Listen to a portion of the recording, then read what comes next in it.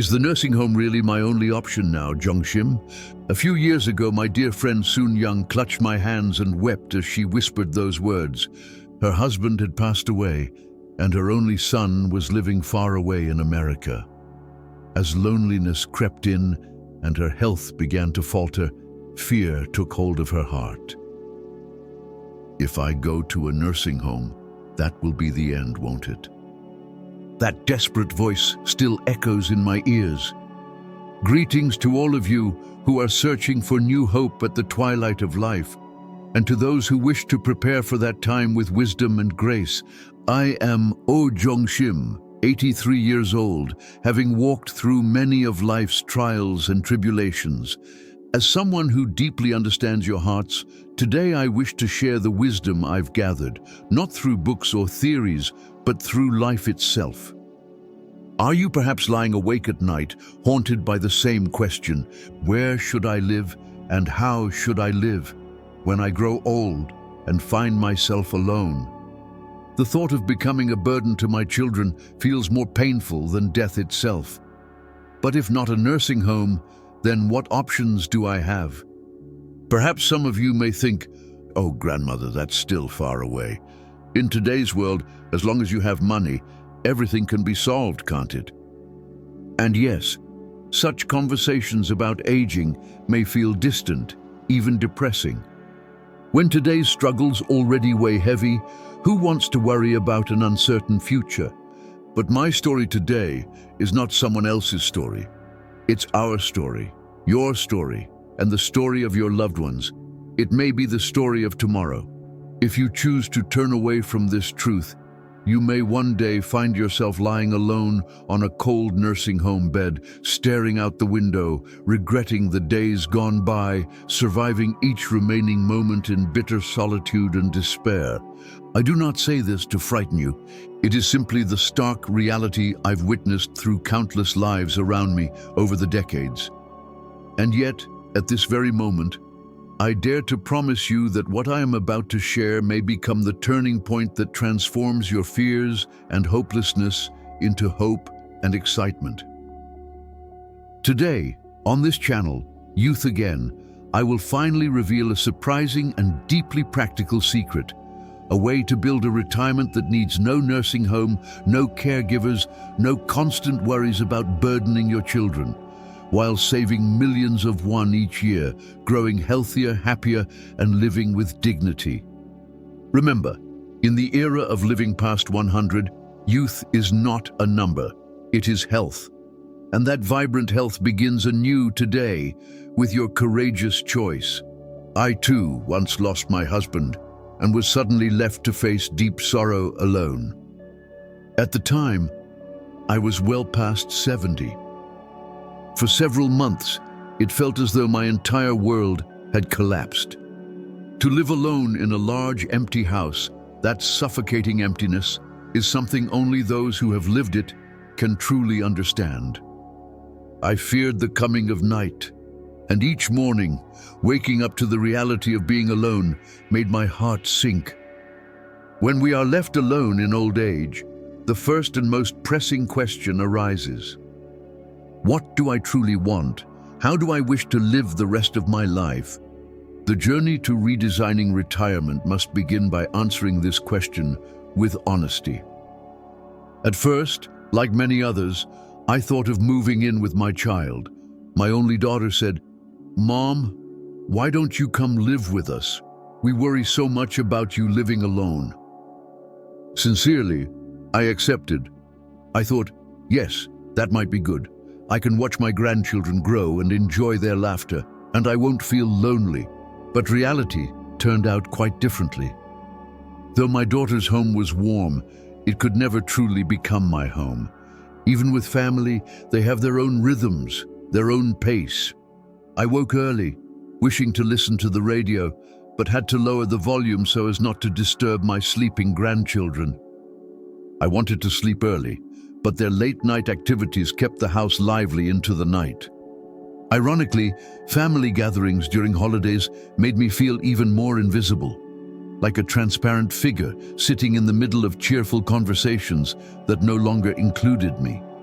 and their kind gestures. "Mother, I'll warm that up for you." "Mom, leave it, I'll take care of it." Those words, intended with love, slowly chipped away at my sense of purpose. I have become a useless old woman, I thought. My self-esteem plummeted. After 6 months, I made a bold decision. "Dear, I need to live alone again." Though my daughter fiercely protested, my resolve was unshakable. That's when I realized, depending on your children can ultimately bring pain to both sides.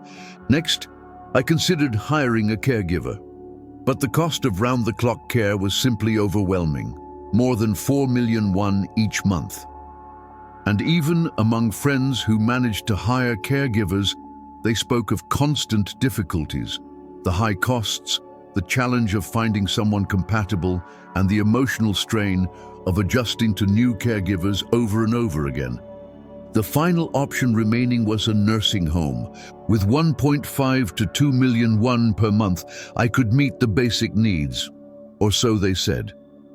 But even imagining that life made it hard to breathe, waking, eating, and participating in scheduled programs at fixed hours, it felt like a living prison. I couldn't shake the words my friend Soon Young whispered as she prepared to enter the nursing home. "Jongshim, this is the end. Once I go in, it's over." Those words left a deep scar in my heart. None of these traditional options provided me with a path that felt right. And so I began asking myself, "Oh, Jongshim, how do you truly want to live the rest of your life? What do you sincerely desire?" The journey to designing a new retirement began the moment I sought honest answers to these questions. Now, place your hand on your heart and ask yourself, what do I truly want my old age to look like? At the very edge of despair, I began to discover new hope. Driven by desperation, I searched for information, met people, and listened to their stories. And to my surprise, far more options existed than I had ever imagined, options that were both practical and deeply fulfilling. This is the second key turning point for your retirement, to open your mind and realize that there are remarkable alternatives beyond nursing homes. One such alternative is the intergenerational home sharing model I currently practice. In this arrangement, seniors like myself offer unused rooms in our homes to young people, university students, young professionals, or newlyweds, at an affordable rate. In return, they offer assistance with daily tasks, grocery shopping, cleaning, or simply providing companionship, or contribute a modest rent that helps cover living expenses.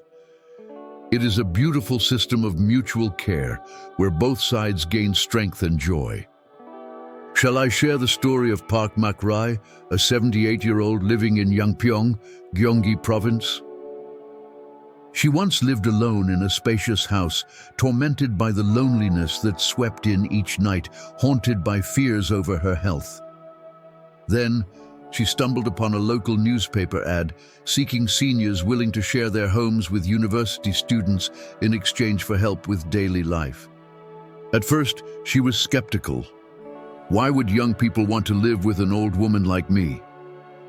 But with nothing to lose, she gathered her courage. Today, she lives with 2 bright, energetic young women from Korea University. Like a grandmother and her grandchildren, they live together in harmony.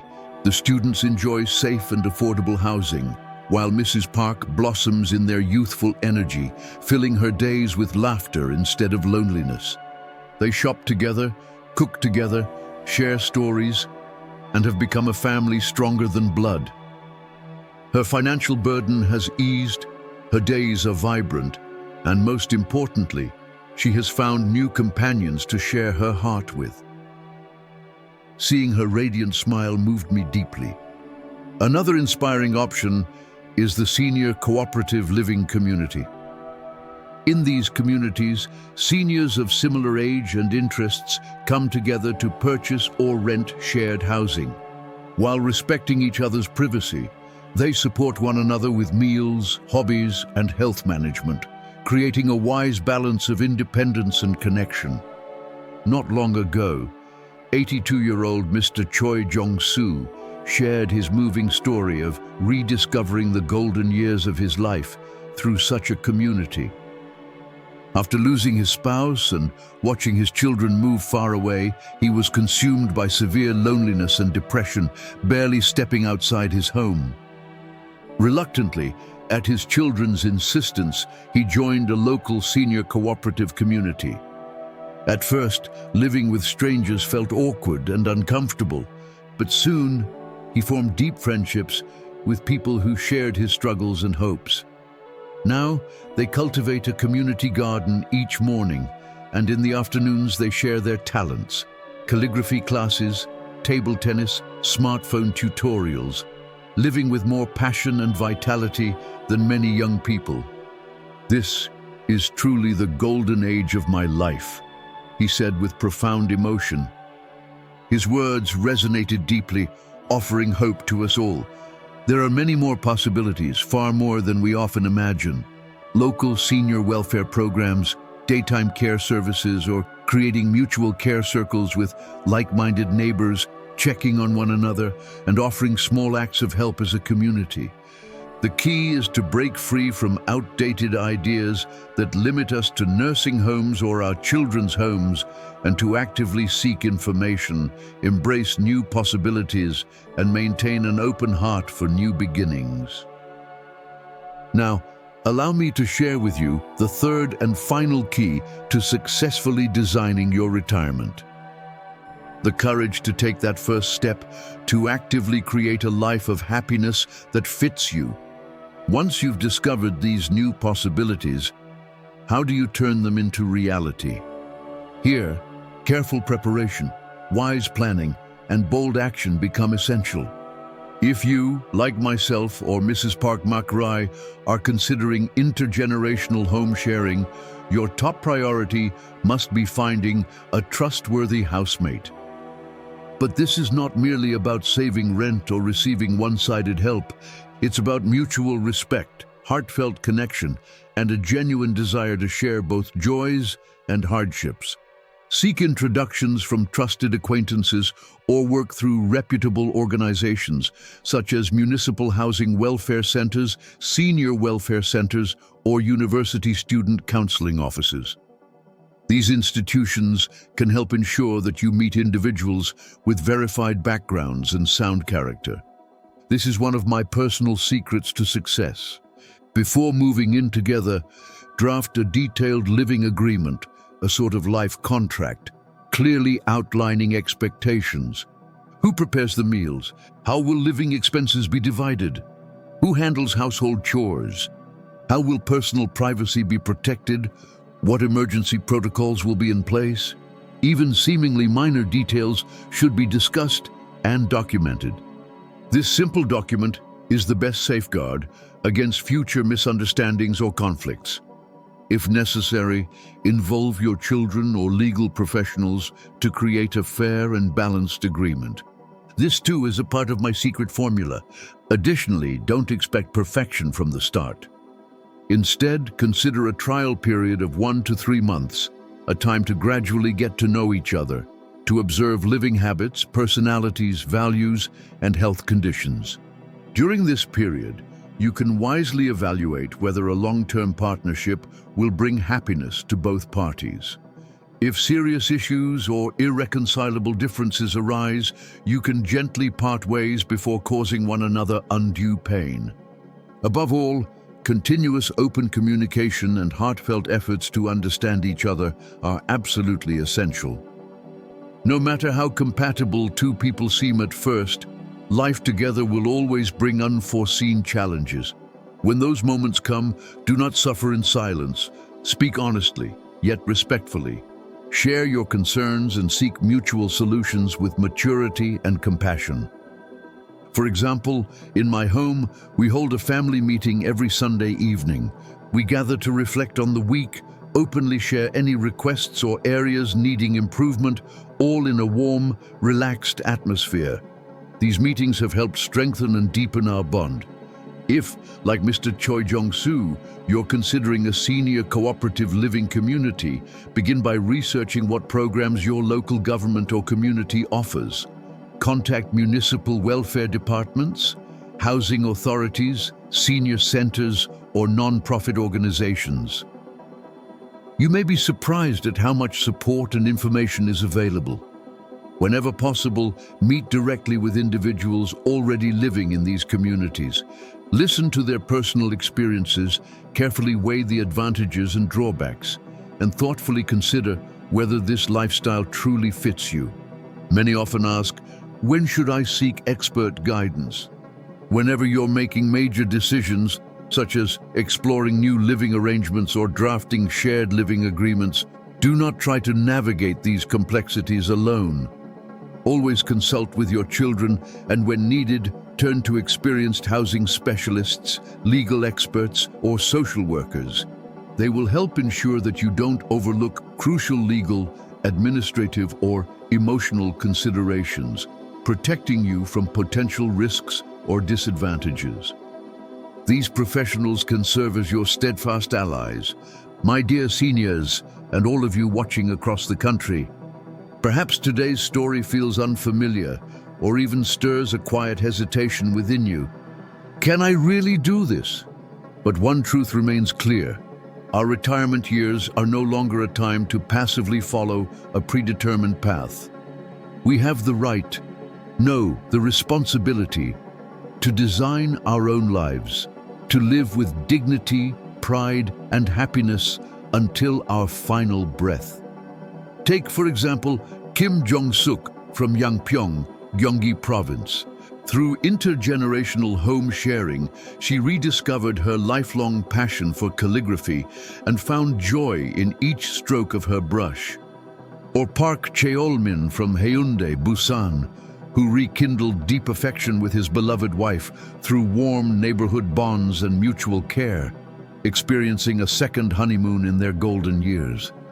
And even myself, Oh Jung-shim, once paralyzed by despair after suffering a stroke. Today, I share my home with a young immigrant family from Vietnam. In this beautiful partnership, I have found new family, unexpected love, and a daily joy I never dared to imagine. Please, do not give up, do not fear. The fact that you are hearing these words today may very well mark the beginning of a profound transformation in your life. Right now, at this very moment, ask yourself the question that truly matters. How do I want to live the rest of my life? With whom and where? And then take that first small step today. If during this journey you've discovered a spark of hope or whispered to yourself, yes, I want to prepare for a new kind of retirement, I invite you, gently from my heart, to share your thoughts and dreams in the comments below. Your words may offer comfort, inspiration, and guidance to many others who walk this same path. And for those who are quietly seeking not only emotional renewal, but also physical transformation, for those who long to reclaim their bodies, their energy, and their self-confidence, I must gently share one more discovery that has captivated many in recent months. In the video description, you will find remarkable information about a mysterious purple shell, a natural breakthrough recently studied for its astonishing ability to triple fat burning even while you sleep, without the need for harsh diets or intense exercise. For anyone who has silently struggled, who wishes to regain control over their body with grace and ease, this may be the key you've been hoping for. A quiet revolution, one that may restore not only your physical vitality, but your sense of freedom and joy. If this touches even a small part of your heart, I encourage you to explore the details carefully. The full information awaits you, quietly resting in the video description. I read every single comment with sincerity and warmth, and your stories fuel the creation of each future video. Your voice matters deeply. May today's message serve as a small yet meaningful light, illuminating your beautiful journey toward a vibrant second youth. I offer my deepest gratitude for your unwavering love and support for this channel, Youth Again. I promise to continue bringing you the finest guidance to make your lives richer, healthier, and happier. Please consider subscribing, liking, and turning on notifications. These small gestures bring tremendous strength to this community. And if you feel today's story could inspire someone dear to you, I warmly encourage you to share it with them. In this era of living beyond 100, youth is not a number, it is health. And in every moment you care for your body, youth is reborn. I am Jong-shim, your empathic grandmother. Thank you. May today overflow with new hope and gentle excitement.